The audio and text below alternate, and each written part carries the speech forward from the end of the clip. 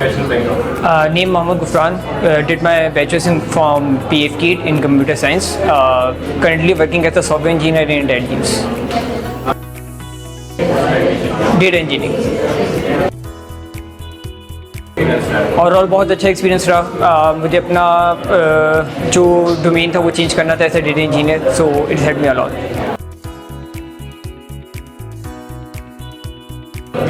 काफ़ी अच्छा एक्सपीरियंस रहा। वेल एक्सपीरियंस टीचर थे। इन्होंने ना सिर्फ हमें टेक्निकल चीज़ों के बारे में बताया, हमें इंडस्ट्रियल की नीड्स के बारे में बहुत अच्छी तरह बताया।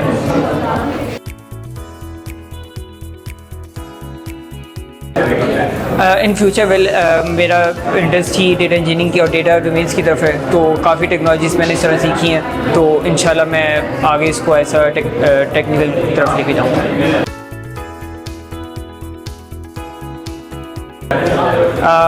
For students I will prefer कि प्रोग्रामिंग लैंग्वेजेस पे अपना ज़्यादा कॉन्सेप्ट रखें, अपना बेसिक कॉन्सेप्ट बहुत अच्छा रखें। बाकी आगे जॉब के लिए जो भी चीज़ें रिक्वायर्ड हैं वो इस कोर्स से बहुत अच्छी आपको मिलेंगी।